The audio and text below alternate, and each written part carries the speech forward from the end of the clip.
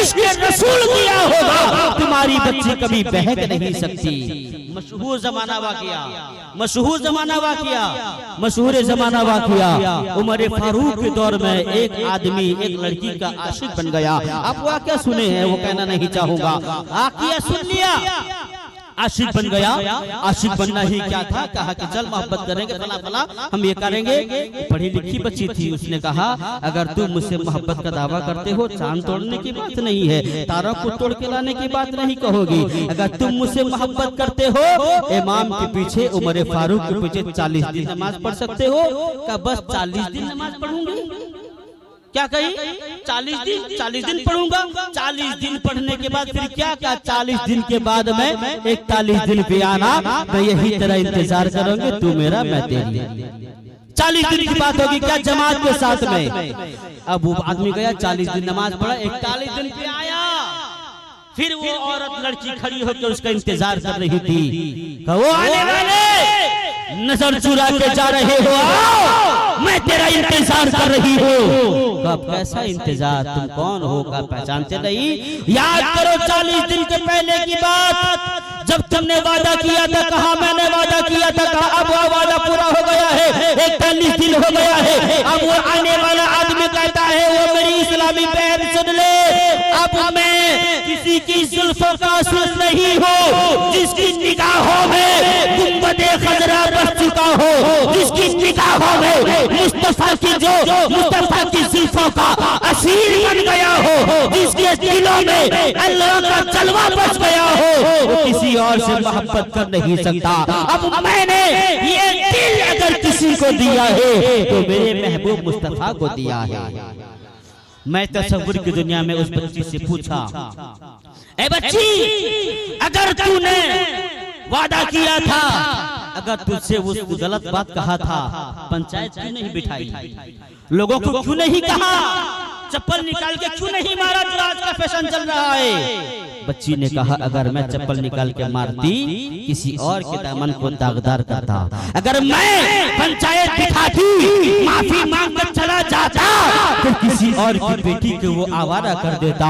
इसलिए मैं पढ़ी लिखी थी, मेरे घर वालों ने मेरे दिल में मुस्तफा की मोहब्बत सिखाई थी, अहले बैत की मोहब्बत सिखाई थी, और कुरान की तालीम दी थी। मैंने कुरान पढ़ा है, इन्नी सलात तन्हा अनिल फहशाई वल मुनकर, के बेशक नमाज बेहयाई और बुरी बातों से रोकती है। इसलिए मैंने चाहा आज ये मेरा दीवाना बना है, किसी और का दीवाना ना बने, इससे पहले मैं इसको मस्जिद का नमाजी बना दूंगी। इसलिए आज के बाद से ना मेरी इज्जत उठा लेगा, ना किसी और की इज्जत उठा लेगा।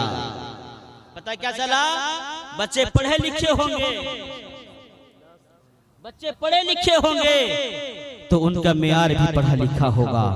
इसलिए आज जो सोशल मीडिया पे देखा जा रहा है, ये ट्रेंड चल रही है कि मुसलमानों की बच्चियों को मुर्तद बना के तुम अगर काफिरा कर दोगे, इनाम इकराम दिया जाएगा।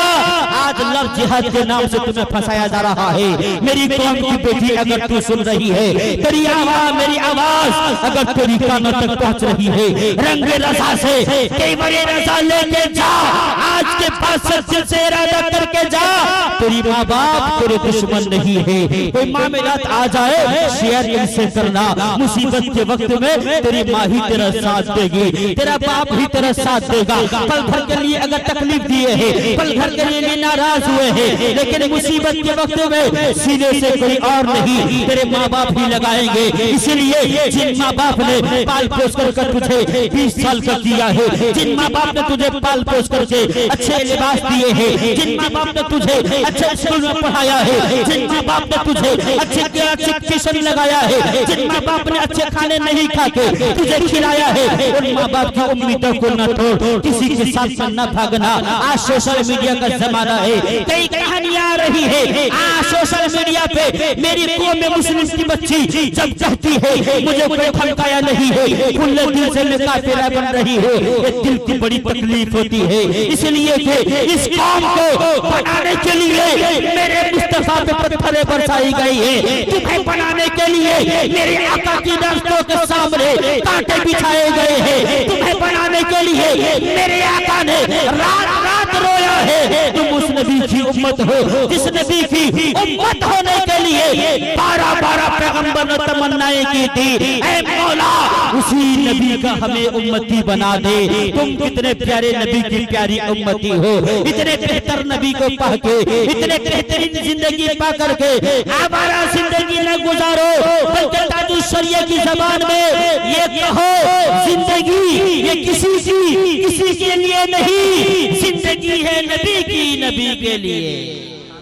नारे तकबीर, नारे रिसालत, मसलके आला हजरत, पैगामे आला हजरत, पैगामे मजहबे इस्लाम, नारे तकबीर। नेकी करो, ईमान बचाओ, और ईमान बचाने के साथ में अमल भी करो। मैंने कहा था कद अफलहल मुमिनून के तहकीक के बेशक मुराद को मोमिन पहुंचे, यानी मोमिन ही कामयाब है। अब उसके बाद में मोमिन की एक शान बताई गई है, अल्लज़ीना हुम फी सलातिहिम खाशिऊन, कि मोमिन की पहचान ये है कि वो नमाज में खुशू को खुशू करते हैं। देखेंगे ईद की नमाज में इमाम साहब ने बता दिया होगा कि अल्लाह अकबर का नियत बांध लिए, फिर एक अल्लाह अकबर, दो अल्लाह अकबर। अब इमाम साहब बता तो दिए, लेकिन अल्लाह अकबर कोई हाथ नियत बांधे, कौन कहाँ भाग गया अभी? ईद में होता है ना ऐसे, अल्लाह इमाम साहब अगर हाथ भाग के नियत बांधे हैं, वो सजदे भागे भी, रुकू भागे भी, कहाँ भाग गया? क्यों? नमाज खुशू खुशू के साथ पढ़ने का हुक्म है। नमाज कैसे पढ़ो? किताबों में आता है कि हज़रत अनस रज़ियल्लाहु ताला अन्हु से रिवायत है, अल्लाह के नबी फरमाते हैं कि नमाज खुशू खुशू से पढ़ने का मुराद ये है कि बंदा अपने ज़ाहिरी के खुशू करे, कि वो दिल में ये रखे कि अल्लाह मुझे देख रहा है। और नबी फरमाते हैं नमाज पढ़ने का तरीका ये होना चाहिए कि निगाहें उसकी नीचे रहे। बहुत सारे आदमी हैं नियत बांध लेंगे, ऐसे दिखाते रहेंगे, ऐसे देखते रहेंगे ना। एक आदमी है, पहचान तो नाम नहीं लूंगा, मीडिया का जमाना है, नमाज पर लुंगी बांध देगा, फिर दूसरी रकात में जाएगा, पूरी लुंगी ही बांध देगा। कुछ लोग ऐसे हैं नमाज में पूरी सर्दी के मौसम में बटन वटन लगा के फिर दूसरी रकात में जाएंगे। मुसलमानों, नमाज में ऐसी हरकत न करो। अल्लाह के नबी फरमाते हैं अगर तुमने खुशू खुजू में तुमने आंख से हरकत की, हरकत से मुराद तुमने ऐसे ऐसे देखा, इसको हम टेरिया के देखना कहते हैं। अगर तुमने आंख से ऐसे ऐसे देखा, नबी फरमाते हैं कि वो अपनी हिलाकत से उससे उसको अपने हिलाक होने से कोई बचा नहीं सकता। मस्जिद में आके तुम्हें हिलाक होने का जरिया मिल रहा है, कैसे? अपनी अदा से मिल रहा है। ऐसा नहीं करना चाहिए, बल्कि नबी फरमाते हैं नमाज पढ़ो तो निगाहें अपनी खुशू खुशू का मतलब ज़ाहिरी एतबार से कपड़ों से ना खेलो। ज़ाहिरी एतबार से खुशू ये है कि निगाहें बिल्कुल टिकी रहे, ज़ाहिरी एतबार से ये है कि अपने ध्यान अपने आप को अल्लाह की बारगाह में खड़ा करे, और बातिनी खुशू ये है कि मेरा दिल पाक रहे, अल्लाह की शान में कोई गुस्ताखी न होनी चाहिए, मेरा दिल नबी की मोहब्बत में मामूर रहे, नबी की शान में कोई गुस्ताखी नहीं होनी चाहिए। और नमाज में अगर बंदा अपने आप को गौर कर ले तो बंदे की जिंदगी में ये अमल होगा कि नबी को किताबों में आता है कि इंसान जिस दिन अपनी गुनाहों का मुहासिबा कर ले तो इंसान जो अपने गुनाहों को अकाउंट करेगा, मैंने क्या खताएं की है, तो आधा अपने आप को वली बना लेगा। अगर अपने आप को समझ आए मैंने क्या किया है, क्या गलती किया है, उसको कैसे मैं तौबा करनी चाहिए। जैसे कि मिसाल के तौर पर बहुत सारा तो नमाज पढ़ते हैं, वो मुंह पर कहाँ आसमान कर चला। कुछ आदमी पैसे वाले होते हैं, मोटे ताजे होते हैं, मुझसे भी मोटे है ना, ऐसे जमा देंगे पैर। मुसलमानों ऐसा होता है, अगर तुम करते हो तो इसे बाज आ जाओ, इसलिए कि तुम कामयाब कब हो? अल्लाह फरमाता है कद अफलहल मुमिनून, मोमिन ही कामयाब है।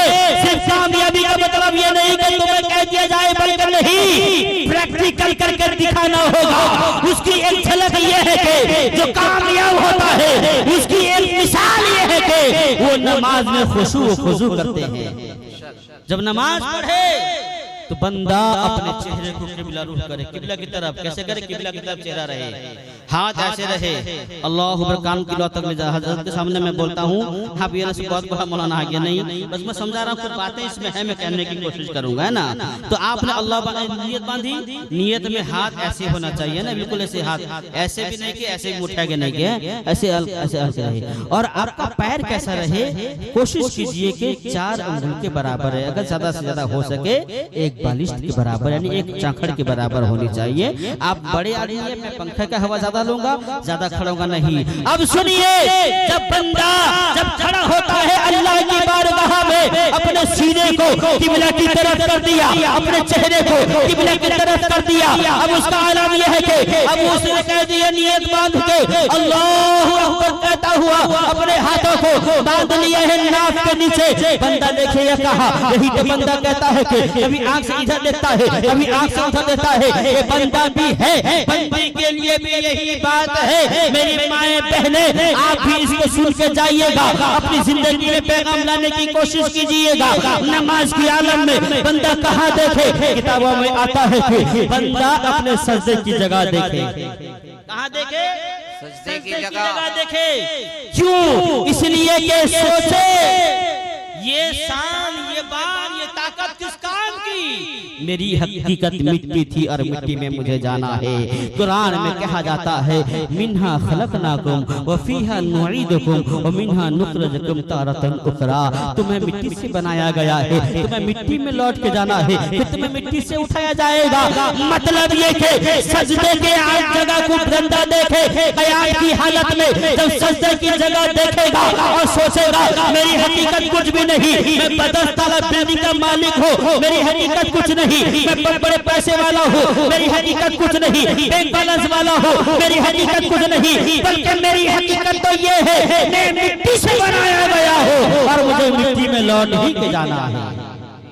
तो बंदा ये रहेगा तो इंसान कभी घमंड नहीं करेगा, कभी तकब्बुर नहीं करेगा। और बंदा रुकू में जाए तो कहाँ, रुकू का भी बड़ा अंदाज अलग होता है, यूं लप लप लप गए, कहाँ तक, न आंखों तक हाथ गया है, न घुटनों तक हाथ गया है कि नहीं गया, नहीं ना। लेकिन बंदा चाहे तो उसके लिए कहा गया है कि घुटनों तक जाए और मजबूती से पकड़े, कमर को सीधा करे और अपने अंगूठे की जानिब देखे। इसमें साइंटिस्ट कहते हैं, साइंसदान कहते हैं, ये पाँव के नाखून जब तुम्हें दुनिया में दफन करके आया जाता है, दफन करने के बाद में 9 दिन के बाद में तुम्हारे जिस्म के फटने के साथ में तुम्हारे पाँव के नाखून भी खत्म हो जाते हैं। जिस नाखून को तुम काटने के लिए कितने बड़ी बड़ी मशीनें खरीदे थे, नील कटर के नाम से घंटों बैठ करके जिन नाखूनों को तुम तराश रहे थे, जिन नाखूनों की तुमने पालिश की थी, मेरी माएं बहनें, जिस नाखून को तुमने नाखून पालिश के जरिए पालिश किया था, आप सुनो, ये तुम्हारा नाखून भी फट जाएगा, दुनिया से तुम चली जाओगे, तुम्हारा जिस्म फट जाएगा, यहाँ तक कि तुम्हारा नाखून भी मिट्टी में मिल जाएगा। फिर कौन तुम्हें उस वक्त देखेगा? क्या ही अच्छा होता अपने जिस्म की हिफाजत घंटों घंटों करने से पहले मैं मिरर में बैठ करके अपने आप को घंटों शेविंग करने से पहले मिरर में बैठ करके अपने नाखून को तराशने से पहले घंटों अपने वक्त को मैं दे रहा हूँ। क्या ही अच्छा होता मैं जल्द उस काम से फारिग होकर के उतनी देर में मुस्तफा की बारगाह में दुरूद पढ़ लेता। अल्लाह, नारे तकबीर, नारे रिसालत। तो नाखून भी तुम्हारा टूट जाएगा, नाखून भी खत्म। रुकू में बंदा अपने नाखून को देखे, फिर समी अल्लाहु लिमन हमीदा कह के फिर खड़ा हो, और यूं खड़ा हो के कम से कम 1 मर्तबा तस्बीह कहने के मुताबिक। यूं तो आदमी आधे से सजदा करने के लिए नमाज पढ़ने आए हो, कम से कम तरीका से क्या हो। ये जलसा आप सोचते हो वो यूपी बिहार से मौलाना आएंगे तो कहेंगे हमने सुनेंगे, हमने अमल करेंगे, बोला मौलाना आएंगे, ये गेड़े गेड़े बोल क्या कहेंगे हमको। यही ना भाई, इनकी बात तो कोई भी कह सकता है ना। अल्लामा मुदस्सिर साहब हर रोज कहे, हर जुमा में कहे, हर बात उनकी लाजवाब है, लेकिन अमल करना तुम्हारे लिए जरूरी है। ये ना सोचो कि मेरे इलाके का आलिम है, ये ना सोचो कि पड़ोसी देश का पड़ोसी बस्ती का आलिम है, नहीं, ये सोचो कि पैगाम क्या दिया जा रहा है। अगर पैगाम मेरे मुस्तफा की है, आलिम चाहे पड़ोसी हो, आलिम चाहे इमाम हो, आलिम चाहे अगर वो यूपी बिहार का हो, कहीं का भी हो, मुस्तफा का पैगाम है तो उसके लिए हमारा सीना आम है। बोले इंशाअल्लाह। इंशाअल्लाह। अच्छा, रुकू में आने के बाद में सजदे में जाने का तरीका बड़ा अंदाजा लग रहा था। किसके पैर ऐसे उठ गए हैं ऊपर में, है ना, किसको उन्होंने ऐसे छंदी करके पैर रख दिया। अजीब तरह के सजदे लोग होते हैं। याद रखना, सजदा बड़ा अहम रोल होता है पूरी इबादत में। जब बंदा सजदे के आलम में होता है तो रब की बारगाह से बड़ा करीब होता है। सजदा बड़ी अहम चीज है। इस सजदे की कदर और कीमत कर लो। अब सजदे के आलम में तुम क्या करोगे? अपने हाथ को रख के जमीन पे रखे ना, जमीन पे अपने नाक को रखे।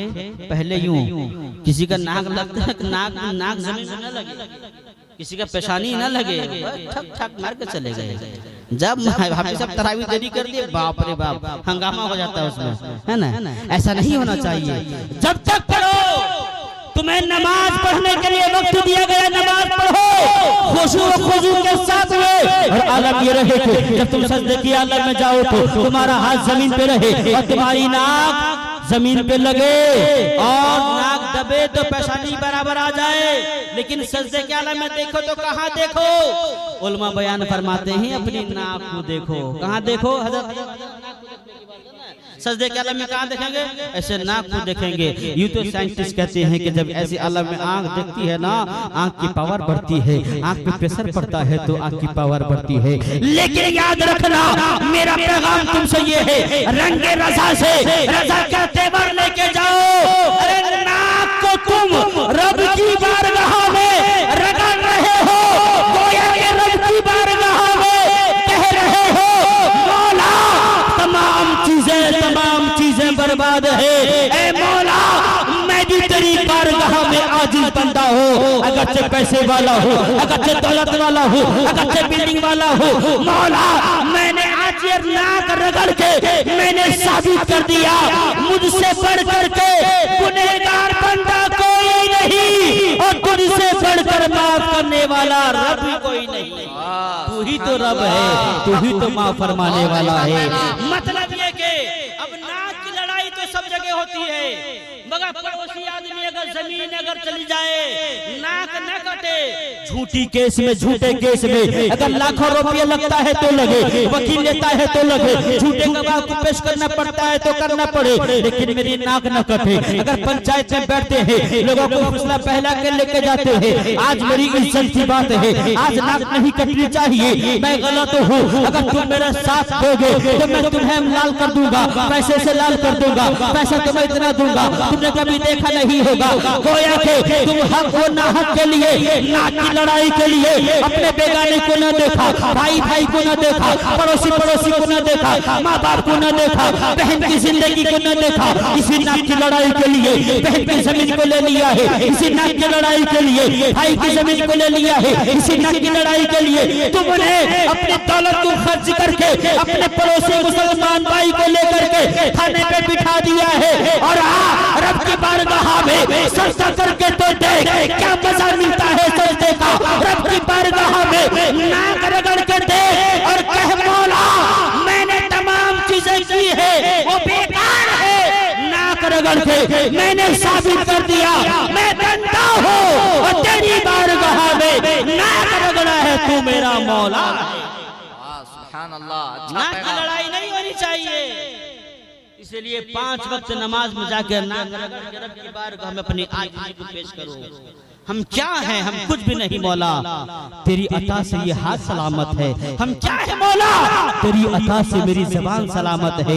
और ये कहना चाहूंगा कि ये ताकत की बलबूते कि तुम दुनिया में नुमाइश न करो, ये पैसे की तुम नुमाइश न करो, लोगों के सपोर्ट की बात न करो। आज दुनिया तुम्हारा साथ दे रही है, इस बात का घमंड नहीं होना चाहिए। आज ज़बान चल रही है, इस बात की घमंड नहीं होनी चाहिए, बल्कि ऐलान तुम्हारा ये रहेगा मसलक के रज़ा, रंग रज़ा से पैगाम ये है कि आज ये ज़बान अगर हमें मिली है तो मुस्तफा के सदक़े में मिली है, ये हाथ मिला है मुस्तफा के सदक़े में मिला है। वरना आंख रख के कितने अंधे हैं, ज़बान रख के कितने गूंगे हैं, हाथ रख के कितने लूले हैं। हाथ में ताकत आई तो मुस्तफा के सदक़े में, आंख में ताकत आई तो मुस्तफा के सदक़े में, अगर ज़बान में बोलने की कुव्वत आई तो मुस्तफा के सदक़े में, अगर मुस्तफा के सदक़े में दौलत मिली है, मुस्तफा के सदक़े में गाड़ी मिली है, मुस्तफा के सदक़े में नौकरी मिली है, तो ऐलान ये करो या रसूल अल्लाह मेरी कोई चीज नहीं है।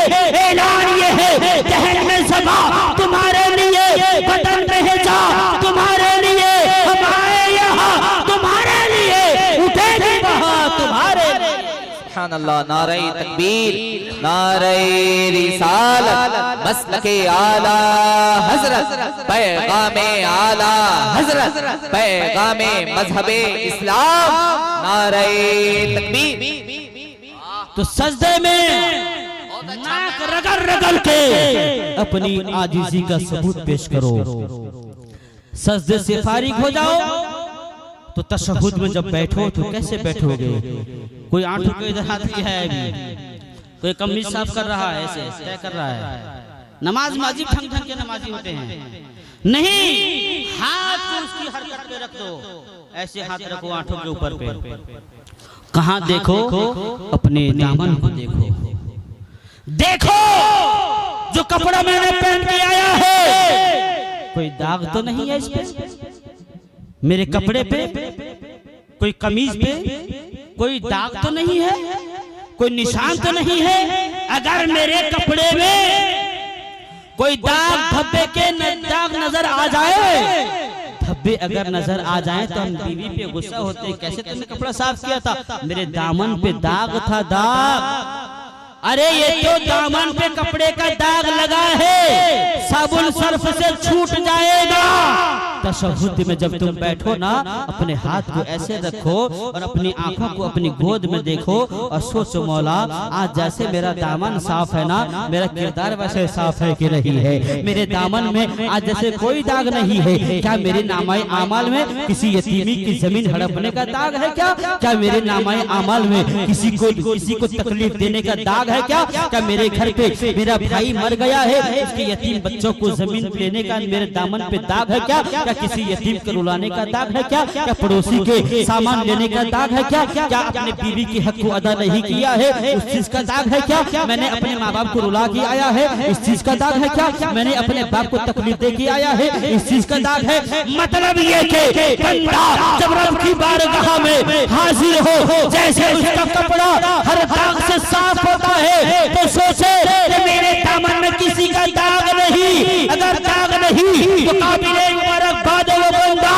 अगर दामन में दाग है किसी यतीमी का, दामन में दाग है किसी की गुर्बत का, दामन में दाग है किसी के दिल तोड़ने का, दामन में दाग है पंचायत में गलत बोलने का, दामन में दाग है अलीमों के खिलाफ बोलने का, दामन में दाग है किसी हाफिज की तौहीन करने का, दामन में दाग है किसी यतीम को सताने का, तो रब की बारगाह में नमाज पढ़ कर दुआ करे, तौबा करे, मौला मेरी तमाम खताओं को माफ फरमा दे, और जिसका तुमने हक हमारा है उससे भी जाके माफी मांग लो।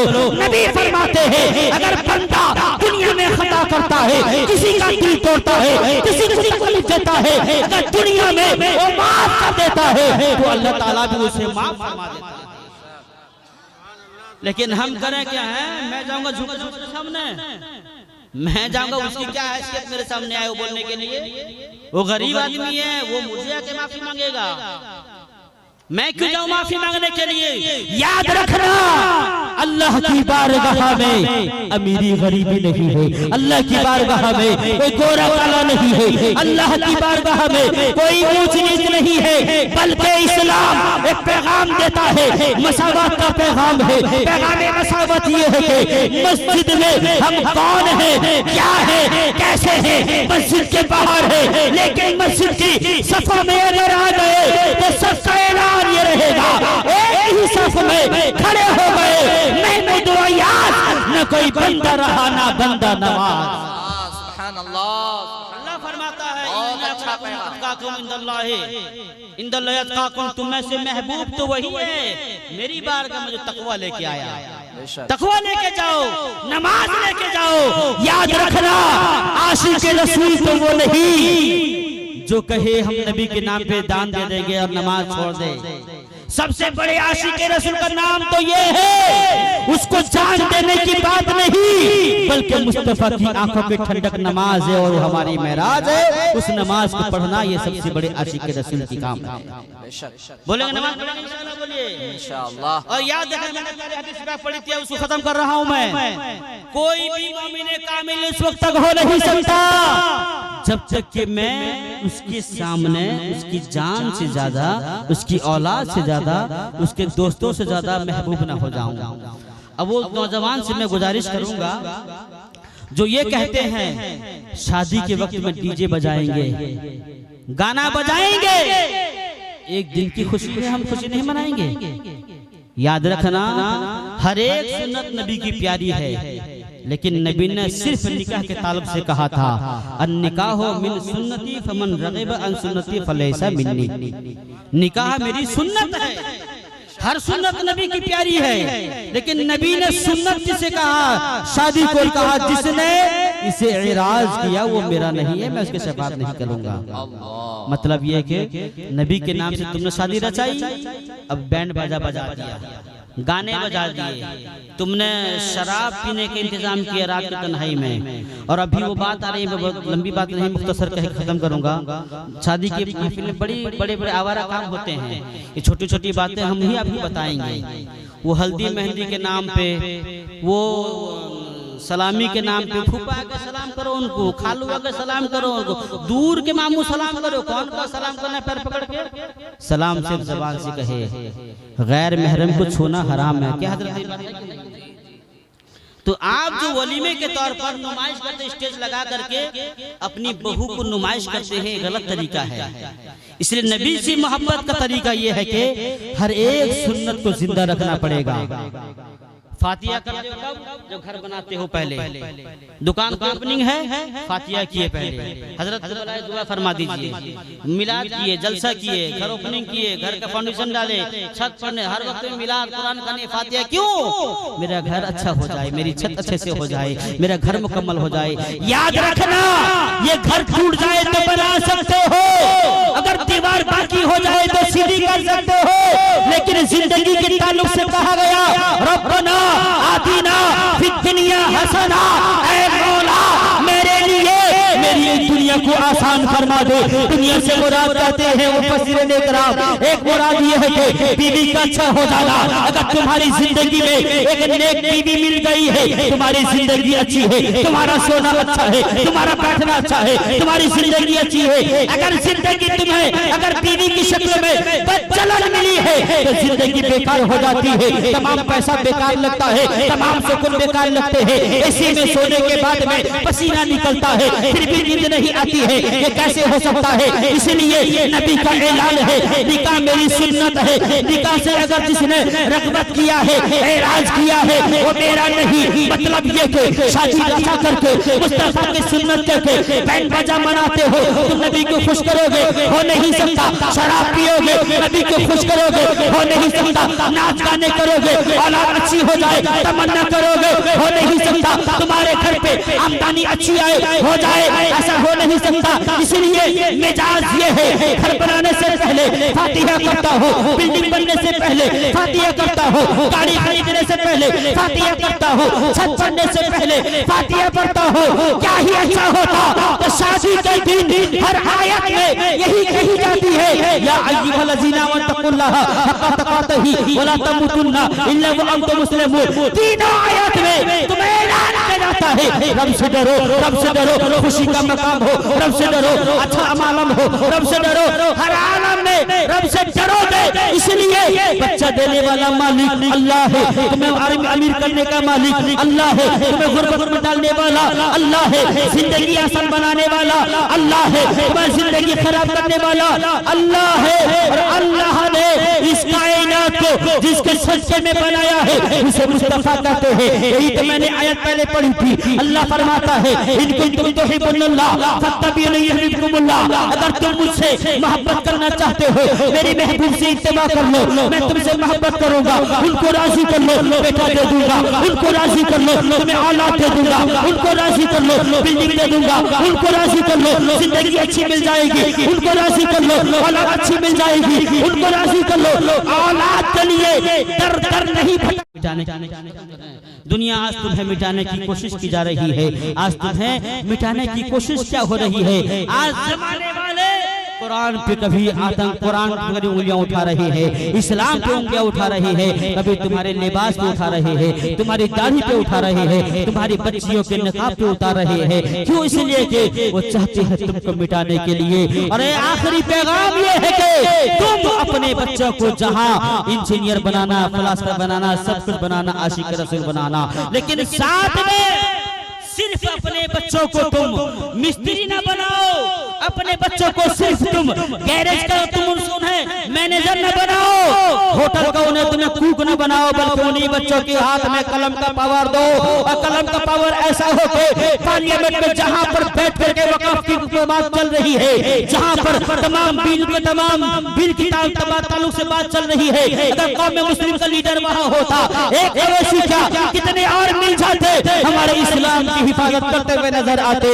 इसलिए ये जमाना है कि तलवार बारूद बम का नहीं, इस वक्त कह रहा है कि हाथ में ताकत होनी चाहिए, कलम का पावर होना चाहिए। जिसके पास में कलम की ताकत है, जिसके पास में कलम का पावर है, उसको कोई मिटा नहीं सकता। इसलिए से तलवार के वार से जख्म तो फल सकता है, तलवार के वार से जख्म तो फल सकता है, लेकिन क्योंकि कलम से निकले हुए लकीर से सदियां बीत जाती है, लेकिन वो लकीर नहीं मिलती है। इसलिए 14वीं सदी में मेरे इमाम ने जमाने को पैगाम दिया था कि बदअकीदों का मुकाबला जब किया था, बरेली की टूटी चंदाई पर बैठ करके कोई उस वक्त में तलवार नहीं था, कोई तलवार नहीं थी, कोई नेज़ा नहीं था, कोई भाला नहीं था, बल्कि मेरे रज़ा के हाथ में कलम था, कलम और रज़ा का ऐलान ये था, ये रज़ा के नेज़े की मार है, अदू के सीने में वार है, इसे सारा जोई का वार है, ये वार वार से पार है। अल्लाह की बारगाह में दुआ है, अल्लाह ताला हमें इन बातों पे अमल करने की तौफीक फरमाए। अगर मेरे बोलने में तकाज़ाए बशरियत आमदन से जो खताएं हुई हो, अस्तगफिरुल्लाह रब्बी मिन कुल्लि ज़ंबि व अतूबु इलैहि। फिर कभी मौका मिला इंशाअल्लाह आगे गुफ्तगू। अस्सलामु अलैकुम।